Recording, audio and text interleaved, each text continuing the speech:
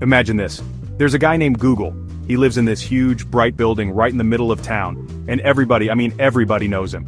He's not a celebrity in the usual way. He's not a movie star or a musician. He's just Google.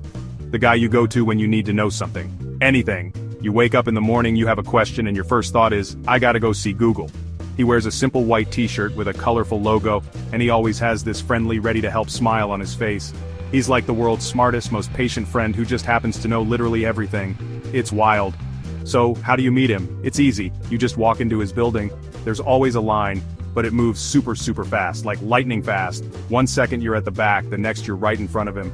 It's amazing. People from all over the world are there. A student is worried about a history test, a dad is trying to figure out how to build a treehouse, a chef needs a new recipe for lasagna. They all line up one after another ready to ask their question. Google just stands there, ready for a new challenge every single second. He never seems to get tired, he just sips his coffee and says, alright, who's next, hit me. The whole vibe is just so funny and chaotic. You've got people rehearsing their questions in line. Okay Google, what's the... No, wait, how many... No, that's not it. It's like they're preparing for the most important meeting of their lives. Even if they're just asking about the weather. And Google handles it all so well. He never laughs at a question no matter how strange it is. He just listens carefully, his eyes light up, and then boom. He gives you the perfect answer. He's the ultimate know-it-all, but in the best way possible. He's the guy you can always count on, which is pretty cool. You don't need an appointment, you don't need to pay anything, you just show up. That's his whole deal. He believes information should be for everyone. So the door is always open 24/7. Even at 3 in the morning, if you suddenly wake up and need to know the capital of Kyrgyzstan, Google is there for you. Probably with a half-eaten slice of pizza next to him, but he's there. He's the most reliable person on the planet. Can you imagine having that kind of pressure? It's crazy. But he seems to love it. He thrives on it. It's just what he does. The variety of questions is just insane. Get this. One person walks up looking very serious. Google, they say, what are the main causes of climate change and what can we do about it? And Google gives this incredible detailed answer. He talks about fossil fuels, deforestation, and solutions like renewable energy. He even prints out some charts for them. Wow, right? Then the very next person in line, a teenager, shuffles up and asks, hey Google, can a cat be a mayor? And without missing a beat, Google says yes. In Talkeetna, Alaska, a cat named Stubbs was the honorary mayor for 20 years. It's just amazing. The line is a constant stream of human curiosity.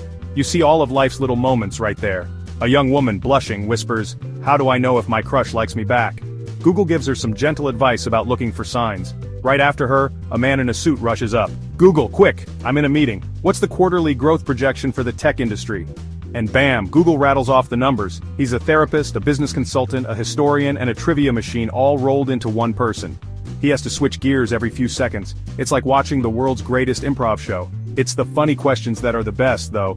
You hear the most random things.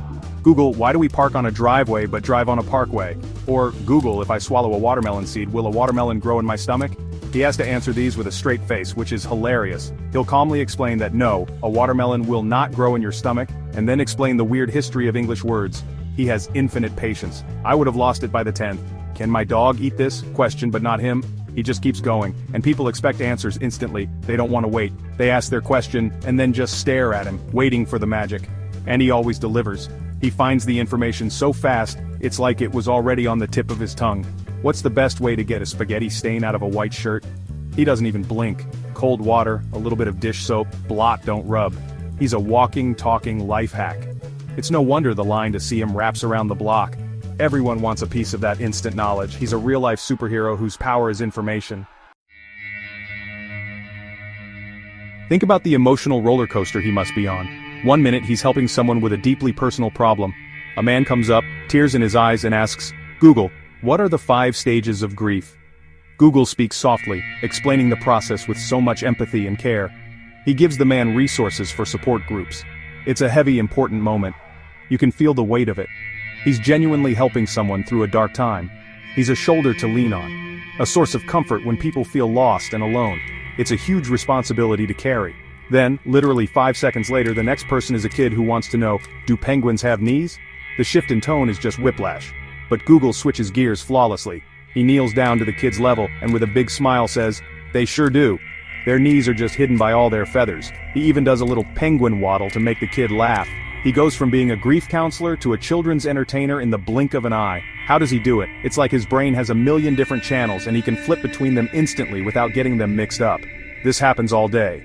A student asks for help with a complex math problem. Google, can you explain the Pythagorean theorem? And he draws it out on a whiteboard. The very next person asks, Google, what did I dream about last night? Which is a question he can't really answer, but he handles it with grace. He'll say something like, well, dreams are often a mix of your thoughts and worries from the day.